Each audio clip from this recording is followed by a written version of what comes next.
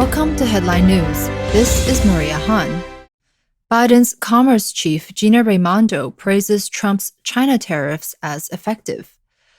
President Joe Biden's pick for Commerce Secretary Gina Raimondo on Thursday acknowledged that the tariffs on China imposed by former President Donald Trump have been effective in comments that signal the current administration won't soon roll back the highly contentious duties. The data shows that those tariffs have been effective, Raimondo, who was confirmed to her cabinet role on Tuesday, told MSNBC.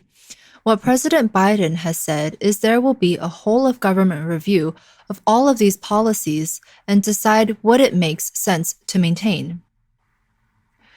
Trump's imposed tariffs on billions of Chinese products in an effort to confront the Chinese Communist Party's unfair trade practices, including its massive government subsidies to Chinese companies.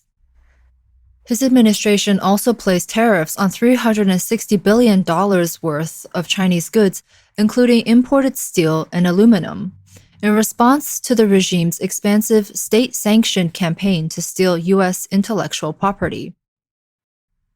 It also entered into trade negotiations with the regime in an attempt to force Beijing to overhaul such practices, as well as currency manipulation. China retaliated with tariffs on more than $110 billion in U.S. products. Raimondo suggested that the Biden administration plans to take a hard line on Beijing and would be tough on China in a whole-of-government response.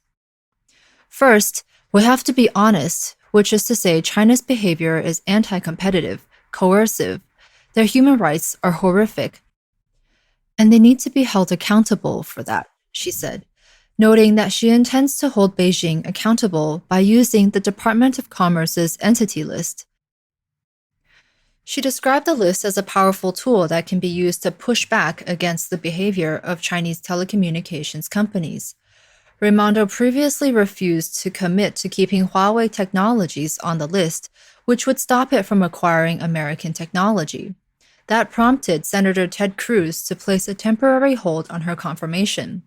Since then, she has said that the Biden administration sees no reason to remove Huawei from the list.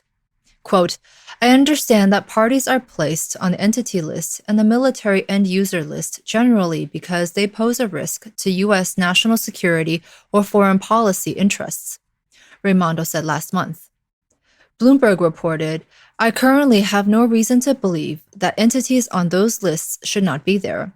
If confirmed, I look forward to a briefing on these entities and others of concern. Quote, Chinese telecommunication companies, their behavior is a threat to American economic and national security. We are going to use the entities list to its full effect, she elaborated on Thursday. Raimondo added, there is no one tool in our toolbox, but we have to recognize the magnitude that China's behavior, the threat that it poses. Biden hasn't yet signaled whether he plans to abolish the tariffs imposed by the Trump administration. His team has remained elusive on details despite projecting a tough on China image.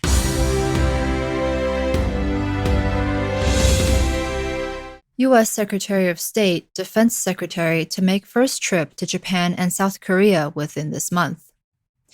U.S. Secretary of State Antony Blinken and Secretary of Defense Lloyd Austin plan to visit Japan and South Korea in mid-March for talks on foreign policy and security issues.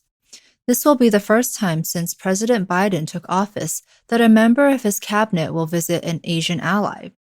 Analysis shows that the U.S. is increasingly concerned about the rise of the Chinese Communist Party and the challenges posed by North Korea's nuclear program.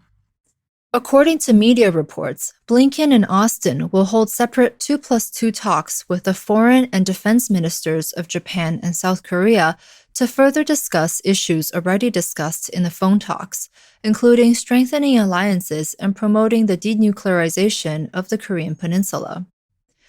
According to Reuters, Blinken and Austin are scheduled to visit Japan from the 15th to the 17th. South Korea is discussing inviting the two men to visit Seoul for 2 days from the 17th, but the exact itinerary is still to be confirmed. According to the Japanese Broadcasting Corporation, NHK, The two sides will reaffirm the free and open Indo-Pacific strategy and discuss the situation in the East China Sea after China's implementation of the Maritime Police Act. The threat of North Korea's nuclear weapons, as well as the COVID-19 epidemic, climate change, and tensions in Myanmar. This will be the first diplomatic and defense 2+2 meeting between U.S. President Joe Biden and Japanese Prime Minister Yoshihide Suga since they took office. The first meeting was held in Washington, D.C. in April 2019. Kyodo News said Suga and Toshimitsu Motegi had expressed their willingness to visit the U.S. to Biden and Blinken, respectively, in earlier telephone talks, but the U.S. side will visit Japan instead because of the Biden administration's stricter epidemic prevention policy, which makes it relatively difficult for foreign dignitaries to visit. In his first National Security Strategy Guide in office, Biden said on the 3rd that the U.S. wanted to strengthen relations with the key allies such as Japan, South Korea, and Australia, as mainland China and Russia have become a threat to the national interests of the United States and its allies. Austin's memorandum to Defense Department personnel issued on the 4th also set out 3 top priorities, including putting the defense of the nation first by addressing the challenge from the advancing Chinese Communist Party, enhancing deterrence, maintaining a competitive advantage, and strengthening partnerships with allies.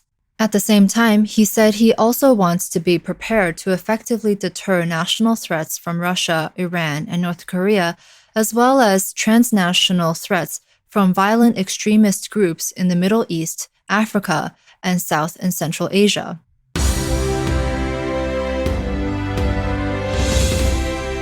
New U.S. sanctions tightens trade controls on Burma, freezes $1 billion in junta funds.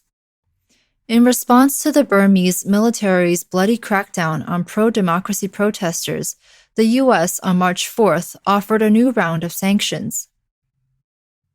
The Burmese Ministries of Defense and Home Affairs, the Myanmar Economic Corporation, and the Myanmar Economic Holding Limited were added to the trade blacklist.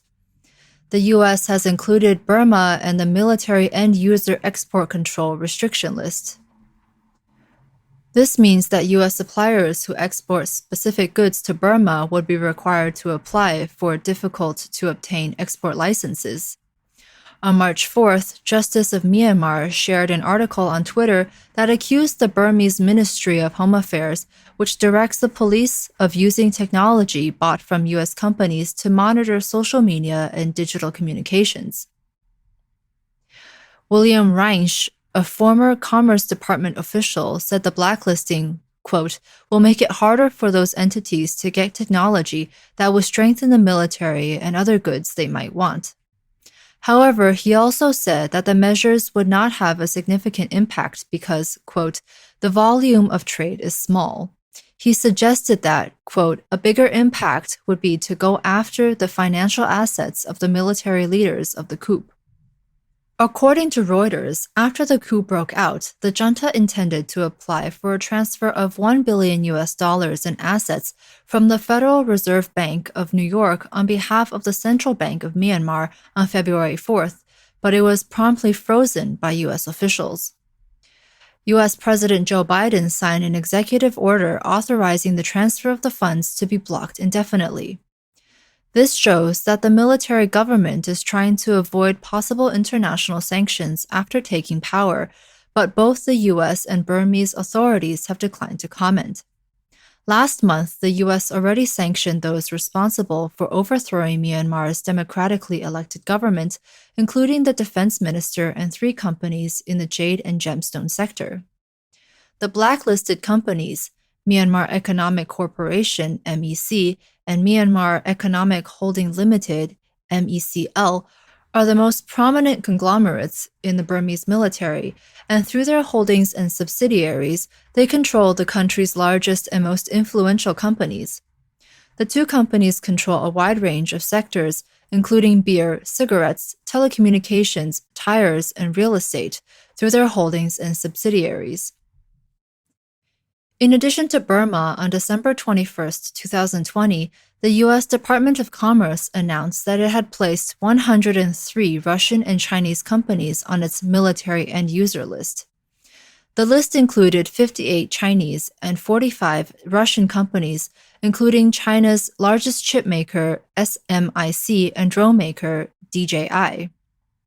After being included in the military end user list, U.S. companies are required to obtain prior licenses when transferring specific goods to these companies, whether through export, re-export, or whether the trades were domestic or foreign.